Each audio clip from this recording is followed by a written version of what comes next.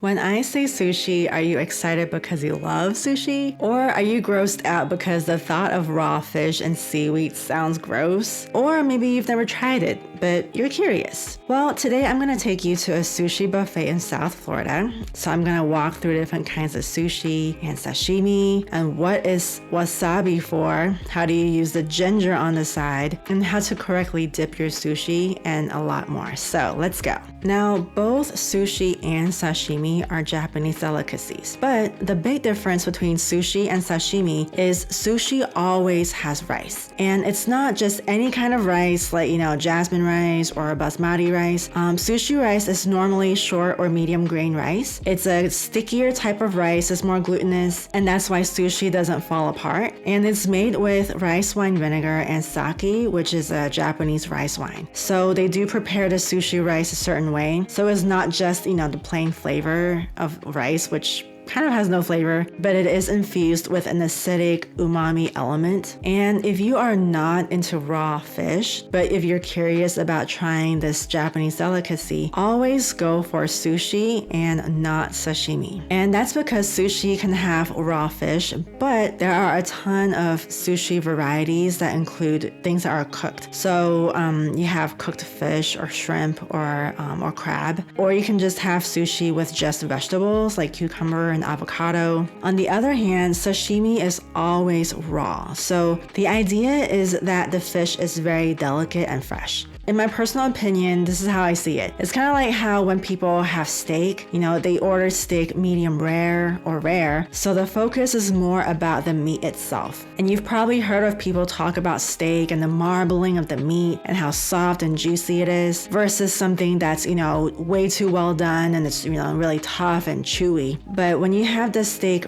medium rare or rare, it really lets the person taste the meat itself in a whole different way than if it was a well-done piece of steak. So that's a similar concept with sashimi. The focus is more on the texture and the flavor of the meat and the simplicity of the fresh fish itself. And because it is sashimi, it's raw, right? So it's sushi grade fish. It's super fresh, it's super delicate and silky. And normally you'll see sashimi using salmon or tuna or yellowtail. And similar to how a person would look at a steak, a person who's eating sashimi is looking for that silky, delicate texture. And just like marbling on a piece of steak, you have different types of fish that have different fat content, right? Some fish are more lean than others, so that produces a whole different kind of taste. And some fish varieties are more rich and buttery or creamy. So once again, sashimi is all about the texture, the fat, the color, and the smoothness of the fish. And you can pair sashimi with a little bit of wasabi, which gives it a spicy finish, or you can dip it in a little bit of soy sauce for that savory umami taste, but I'm gonna get into wasabi in a little bit. Besides sushi and sashimi, there's also nigiri. Nigiri is basically sashimi on top of sushi rice, and that's it. There's no seaweed, there's no vegetables, nothing else. And not all nigiri is made with raw fish, but a lot of them are. But some nigiri is made with shrimp or crab or even tamago. And tamago is a Japanese egg omelet that's slightly sweet. It is cooked, so you can try that as well. And normally when you see pictures of sushi in the US, you're looking at MAKI or URAMAKI rolls. And MAKI sushi has the seaweed. It's also known as nori on the outside of the sushi roll. So once again, MAKI sushi has the nori on the outside, and the filling is always going to have rice, of course, and it's going to have something else like meat or vegetables. And uramaki has the rice on the outside of the nori instead of the inside. So once again, it's going to have different kinds of vegetables or meat on the inside, and then you have that layer of nori, and then you have the rice. And there are actually a lot of creative uramaki rolls. All right, so let me show you guys some really beautiful kinds of sushi. I mean, look at this presentation. It's like a rainbow of sushi. I just love that each roll is carefully crafted. And this is my bonus tip number one. So if you go to a buffet, go at the beginning of the buffet. This is when they have the freshest ingredients. Everything is fresh. No one has touched the serving spoons even a lot of times. And it's usually less packed depending on the restaurant. I would go as soon as they open because that's when they're gonna have the freshly made sushi rolls. And of course, I do look for a decently busy buffet restaurant because that means that there's a high turnover rate for all these items. So nothing sits on the buffet bar too long. So you're always gonna have that fresh entrees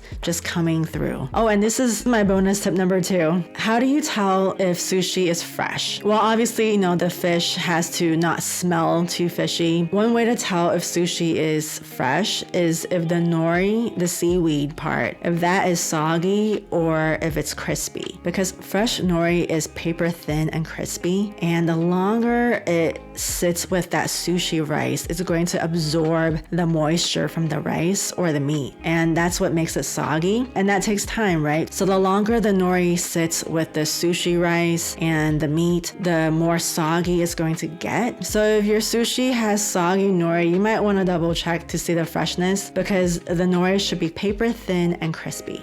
I just love the intense color of this one. This is the Lion King. This has shrimp tempura, spicy tuna, asparagus topped with tobiko, and that is fish eggs. And here's another interesting one. This is the plantain roll. It's got crab, cucumber, cream cheese topped with plantain. So this is not a typical sushi roll, but if you do check out this restaurant and you love plantain, this is a nice little shout out to the Caribbean flavors in South Florida. So check out the plantain roll too. So they have a lot of just beautiful choices here. If you are in South Florida and you want to check out sushi, these guys have a really good deal on sushi because normally sushi is really expensive. But if you love sushi, you should check out this restaurant because it's all you can eat. And I can vouch for the sushi here. It's delicious and the price is really good. All right, so I'm moving on to the sauces. So obviously we have soy sauce, but there's other kinds of sauces that you can dip your sushi, sashimi, or nigiri in. And whatever you do, please try not to drown your sushi in the sauce because it will be like putting a very well cooked steak and drowning it in ketchup.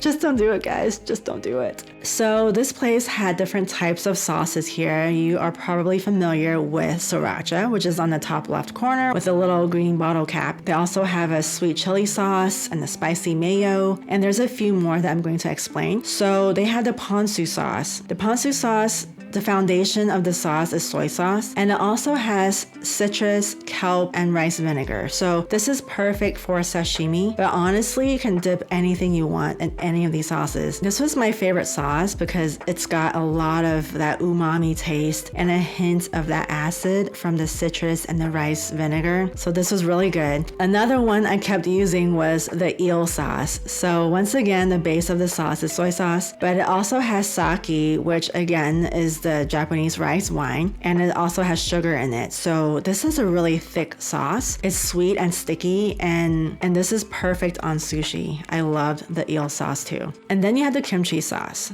So the base of the kimchi sauce is the Korean red pepper powder or chili paste. So this is spicy, and it also has a fermented taste to it. So if you like pickles or if you like pickled things, you can check out the sauce. All right, guys, so we are at the table and I'm going to show you what to do with the sauces. What you want to do if the meat is on top is you don't want to dip the sushi rice first. You actually want to dip the sushi meat first. And for uramaki rolls where the rice is on the front, what you do is put it on its side and you just put the whole, circle, I call it a circle, and then you just kind of dip it in there real quick so the rice doesn't get all, crazy in the sauce, and you just pop the whole thing in your mouth. Oh, and that reminds me, this is another side note. So don't bite the sushi in half. The reason that the sushi is cut into bite-sized pieces, the same goes for sashimi and nigiri. The reason it's cut into bite-sized pieces is that you want the whole experience together. The rice, the nori, the vegetables, the sauce. You want all of these layers together dancing in your mouth, so all the flavors, the textures, so you get the experience of that blended flavors together. And one last thing, if you do order sushi, especially as an entree in a restaurant, restaurant versus a buffet, you're gonna see ginger and wasabi on this side. So the ginger is this pink thing, and then the wasabi is this green paste looking thing. So wasabi is generally used on top of sashimi or nigiri. Wasabi adds heat to the fish,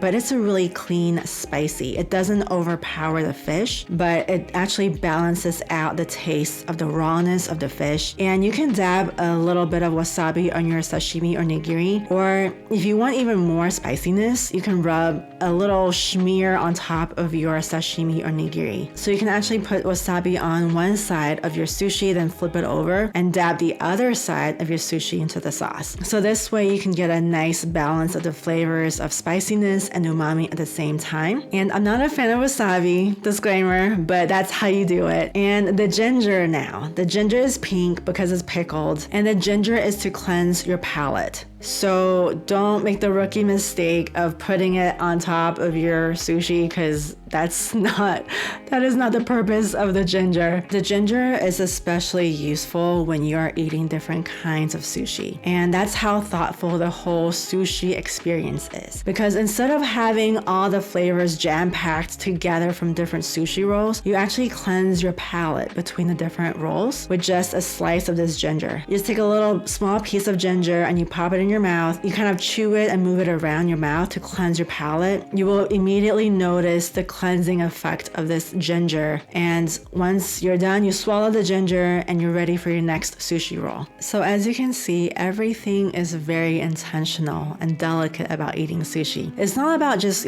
cramming a bunch of fish and rice in your mouth, but it's all about the colors and textures, the freshness of the seafood, all the umami flavors really coming together. And there's actually layers of umami happening in each sushi roll. And that's why so many people love sushi, because as you can see, it's a very intentional way of eating seafood. But if you are not into sushi, but you still want to try it, I would suggest going to a buffet like this, because if you get sushi at a grocery store, it's gonna be tasteless and kind of gross. So if you do want to try sushi, at least try some decent sushi at a restaurant. But sushi is pricey, so that's why I would recommend trying it out at a buffet like this. Because besides sushi, they have a ton of cooked food that we are used to. Things like meat and vegetables and seafood and noodles. They also have a hibachi chef here as well, which I really liked. For this hibachi option, you just walk up to the area with the meat and vegetables and you grab a plate and you put whatever you want on your plate. So I chose shrimp and mushrooms and noodles with just a little bit of onions, and I just handed it to the chef and he cooked it right in front of me. When he's done, he serves it on a brand new plate, of course, it's clean. And then now you have this piping hot, freshly prepared plate of food that you yourself customized. So I loved this. This was so delicious. Here's my last bonus tip, since you guys are still watching, which I really appreciate you guys. Thank you so much. So traditionally, if you go to a Japanese restaurant, you're gonna be served miso soup. And my personal tip here is to drink this hot brothy soup after you eat, not before, because the hot broth actually can help with your digestion. Because if you drink too much liquid before coming to a buffet, your stomach's gonna be, expanded and full of liquid. So you're not gonna be able to try all the different foods that you actually paid to eat. So you can try drinking a hot brothy bowl of soup after you eat. And at this buffet, they had 3 different kinds of soups. They have the wonton soup, the miso soup, of course, and hot and sour soup. And they did have some desserts here, but honestly, the star of this restaurant is not the desserts, it's definitely the sushi. They do have ice cream and some, dessert items here. I liked their green tea ice cream, and I topped it off with a cute little almond cookie. And they have really good cream puffs here too, but the chocolate stuff were not that good. But my husband liked the brownie, but I didn't, so you can check it out for yourself. But yeah, once again, the star of this restaurant is definitely the sushi, not the desserts. Alright, so after we ate here, we went to a nearby park called Meisner Park. It's a really pretty shopping area. It's just like a few minutes down the street from this restaurant. So if you are in town in Boca, you can check out Meisner Park. The style here is Mediterranean Revival. So you can get some really pretty pictures here as well. And if you like travel guides and food guides around Florida, please subscribe and stay tuned.